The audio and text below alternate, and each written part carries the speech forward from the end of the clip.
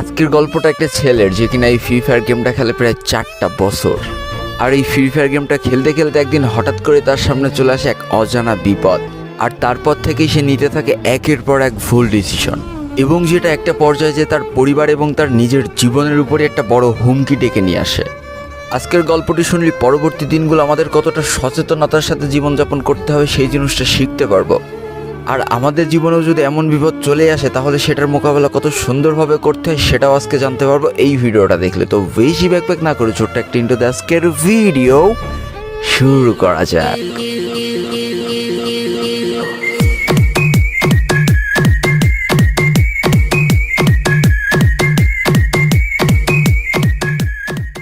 আজকের গল্পটি পারভেজ নামে একটি ছেলে পাঠিয়েছে, যার বাসা হচ্ছে খুলনায়। আর আমার কাছে মনে হয়েছে বর্তমান প্রেক্ষাপটে এই গল্পটি সবার জানা খুবই দরকার, তাই একটু বেশি বেশি করে শেয়ার করে দিও। তো আজকে আমাদের গল্পটা যাকে নিয়ে এগিয়ে যাবে তার নাম হচ্ছে পারভেজ, বয়স হচ্ছে 22 এবং যে খুলনার প্রত্যন্ত একটি গ্রাম থেকে উঠে এসেছে। ছোট্টখাট্ট একটা গ্রাম, দুধারে যত দূর চোখ যায় খালি ফসলের মাঠ, আর মাঝখান দিয়ে ছোট্ট একটা পাকা রাস্তা, যেটা এই গ্রামের মানুষের সাথে যোগাযোগের মূল রাস্তা হিসেবে ধরা হয়। আর এই গ্রামে কাঁচা পাকা বহু ধরনের বাসা থাকলেও বেশিরভাগ মানুষের বাসা কিন্তু টিন দিয়েই তৈরি হয়। তো আমাদের পারভেজ পেশায় একজন কর্মচারী, সংসারের টানাপোড়ানের লেখাপড়ার পাঠ অনেক আগেই কিন্তু তার চুকে গিয়েছে। তো পারভেজ প্রতিদিন সাইকেল চালায়, শহরে যায়, সারাদিন হাড় ভাঙা খাটুনি খাটে, আর রাত্রেবেলা যখন বাসায় ফেরে তখন বন্ধুদের সাথে আড্ডা মেরে তার দিনকাল খুব ভালোই যাচ্ছিল। তো একদিন দোকানের অন্যান্য কর্মচারীদের সাথে বসে গল্প করার সময় সে এই ফ্রি ফায়ার গেমটা সম্পর্কে জানতে পারে। তো শুভ কাজে তো আর দেরি করতে নেই, তাই ওই দিন থেকে পারভেজ পা দেয় এই ফ্রি ফায়ারের জগতে। আর এইভাবে তার দিন ভালোই চলে যাচ্ছিল। সারাদিন পরিশ্রম করতো, সন্ধ্যে থেকে এসে গেম খেলতো, রাত্রেবেলা আরামসে একটা ঘুম দিত। আর এই করতে করতে 1টা বছর, 2টা বছর, 3টা বছর, একে একে কেটে গেল 4টি বছর। এতদিনে তাদের গ্রামে ছোট বড় মিশে অনেকে এই ফ্রি ফায়ার গেমটা খেলা শুরু করে দিয়েছে। তো আমি ভিডিওর শুরুতেই তোমাদের একটা কথা বলেছিলাম যে পারভেজের গ্রামে ছোট বড় অনেকগুলো দালান থাকলেও বেশিরভাগ বাসা কিন্তু টিনের বাসা। আর তাদের গ্রামটা শহর থেকে যেহেতু একটু দূরে, তাই এখনও গ্রাম পর্যন্ত কিন্তু ওয়াইফাইয়ের আলোটা পৌঁছায়নি।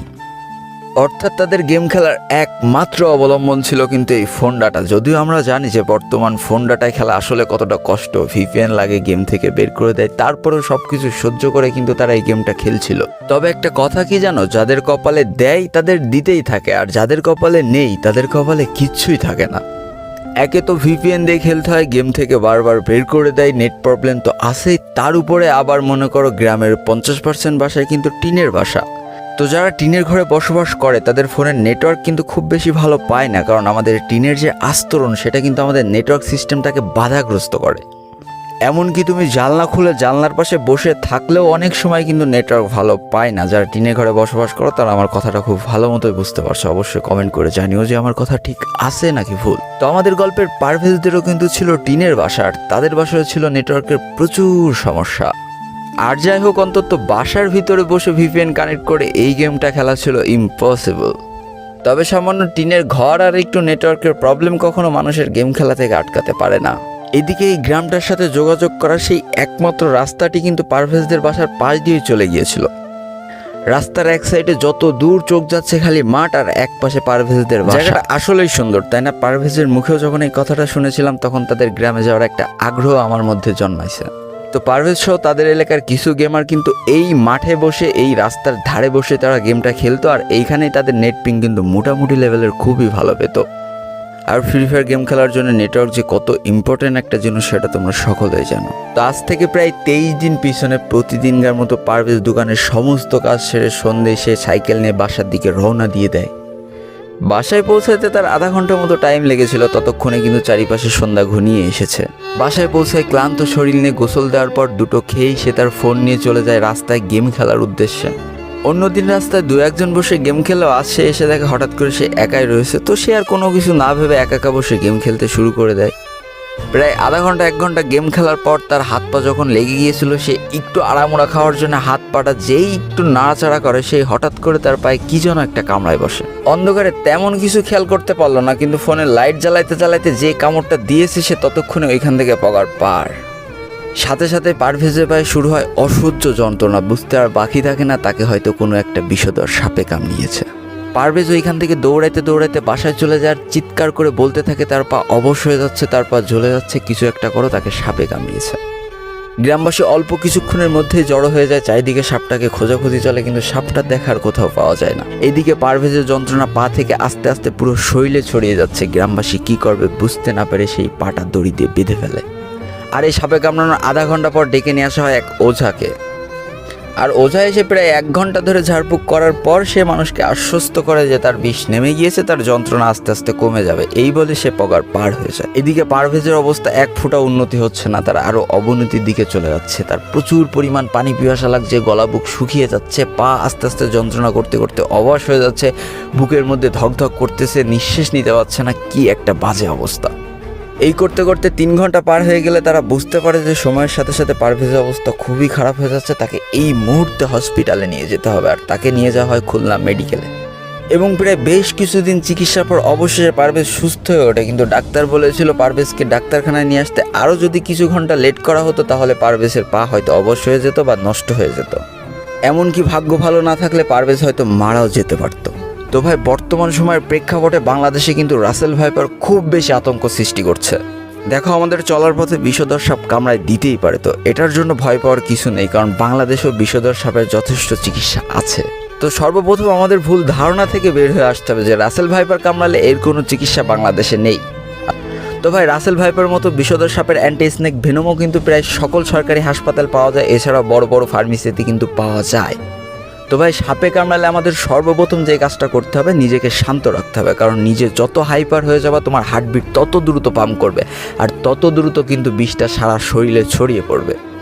দ্বিতীয়ত, তোমার যেখানে কামড়াচ্ছে সেখান থেকে বিগেতখানি উপরে হালকা করে সুতি কাপড় দিয়ে একটা বাঁধন দিতে হবে। এমন বাঁধন দিও না যে পায়ের রক্ত চলাচলই বন্ধ হয়ে যায়। তৃতীয়ত, যত দ্রুত পারবা তোমাদের এলাকার যে সদর হাসপাতালগুলো আছে, অর্থাৎ খুলনা মেডিকেল বলো বা যশোর মেডিকেল বলো, ঢাকা মেডিকেল বলো, প্রত্যেক জেলায় কিন্তু একটা করে সরকারি হাসপাতাল আছে, সেই হাসপাতালে যত দ্রুত সম্ভব যোগাযোগ করো।